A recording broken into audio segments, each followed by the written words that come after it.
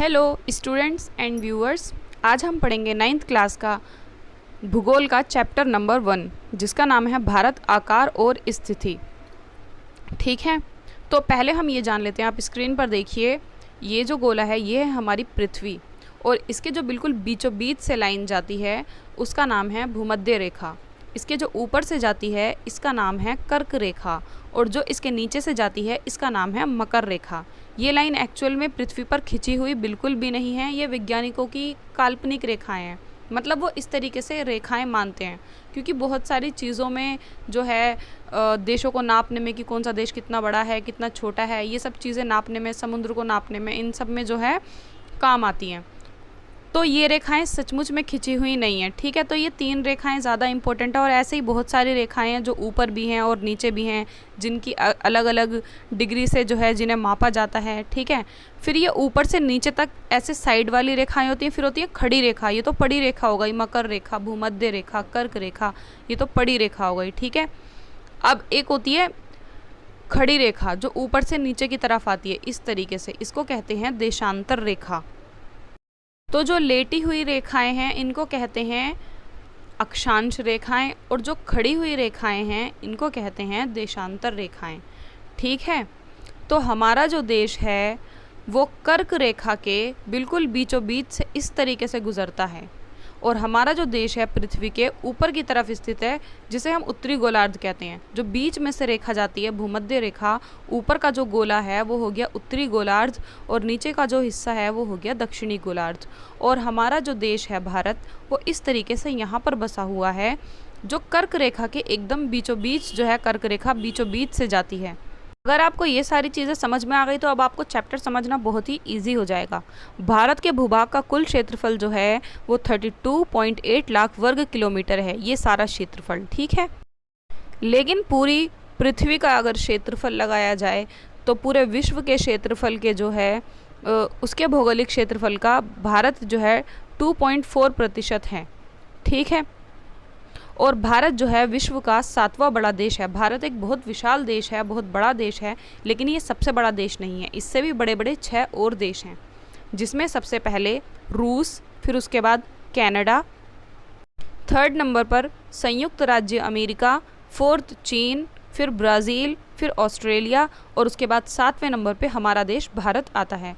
तो भारत जो है विश्व का 7वां सबसे बड़ा देश है। भारत के बीचों बीच से कर्क रेखा 23 डिग्री 30 उत्तर में देश को लगभग 2 बराबर भागों में बांटती है। ठीक है, बिल्कुल बीचों बीच से होकर गुजरती है, इसलिए हमारा देश जो है उस रेखा से 2 बराबर भागों में बंट जाता है। मुख्य भूभाग के दक्षिण पूर्व में जो है अंडमान और निकोबार द्वीप समूह हैं बंगाल की खाड़ी में, तथा दक्षिण पश्चिम में लक्षद्वीप समूह अरब सागर में हैं।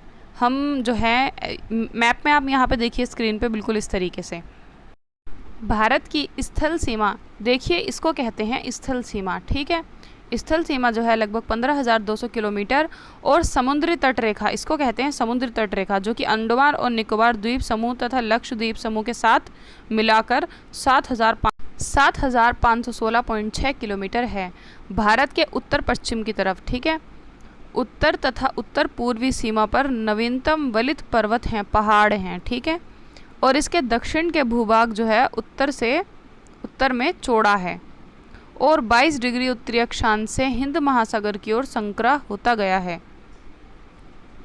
भारत की चौड़ाई पूर्व से लेकर पश्चिम तक इतना चौड़ा है कि गुजरात से लेकर अरुणाचल प्रदेश के स्थानीय समय में लगभग 2 घंटे का फर्क है। इसलिए अरुणाचल प्रदेश में 2 घंटे पहले ही सूरज उग जाता है।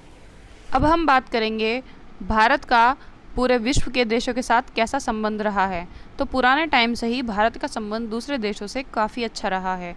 पुराने समय में भी भारत से बहुत सारा सामान दूसरे देशों में जाता था और दूसरे देशों से सामान भारत में आता था, जिसे कि हम आयात निर्यात कहते हैं। ठीक है, आयात निर्यात पुराने समय से ही होता था, लेकिन तब आयात निर्यात जो है समुद्र मार्गों से नहीं होता था, मतलब पानी के जहाज़ से नहीं ना होकर उससे होता था, ज़मीन के जो रास्ते होते हैं, क्योंकि उस टाइम पे समुद्र मार्गों का इतना पता नहीं था। ठीक है, भारत का दूसरे देशों के साथ पुराने समय से ही इतना अच्छा रिश्ता रहा है कि यहाँ की किताबें और यहाँ के जो ग्रंथ हैं जैसे कि रामायण और पंचतंत्र की कहानियाँ ये पूरे विश्व में जो हैं प्रसिद्ध हो गई हैं। और यहाँ के मसाले, कपड़े, ये सब भी जो हैं पुराने समय से ही भारत से दूसरे देशों में निर्यात किए जाते हैं। और अब हम जानेंगे भारत के पड़ोसी देशों के बारे में। जैसे कि मेरे पड़ोसी हैं, कुछ पड़ोसी तो बहुत ज़्यादा अच्छे हैं और कुछ पड़ोसी बदतमीज़ भी हैं। इसी तरीके से भारत के भी पड़ोसी देश हैं। भारत में उत्तर पश्चिम की तरफ यहाँ पर पाकिस्तान और अफ़गानिस्तान हैं, ठीक है। और उत्तर में इधर की तरफ चीन, तिब्बत, नेपाल और भूटान हैं और म्यांमार। तो ये सारे तो पूर्व और पश्चिम की तरफ के भारत के देश हो गए, ठीक है। ये तो पूर्व और पश्चिम की तरफ के देश हैं। अब हम जानेंगे दक्षिण की तरफ के देश। तो दक्षिण में जो हमारा पड़ोसी देश है जो कि नक्शे में कोने पे लटका हुआ सा रहता है, श्रीलंका, ठीक है। श्रीलंका और मालदीव ये हैं। भारत और श्रीलंका के बीच में छोटा सा समुद्री रास्ता है। जब हम भारत का नक्शा लाते हैं तो उसमें हमारा पड़ोसी देश श्रीलंका भी साथ में नीचे छोटा सा बिंदी की तरह लटका हुआ दिखाई देता, वही है श्रीलंका। अगर आपको मेरी वीडियो अच्छी लगी तो वीडियो को लाइक करें, चैनल को सब्सक्राइब करें और अपने फ्रेंड्स के साथ वीडियो को शेयर करें।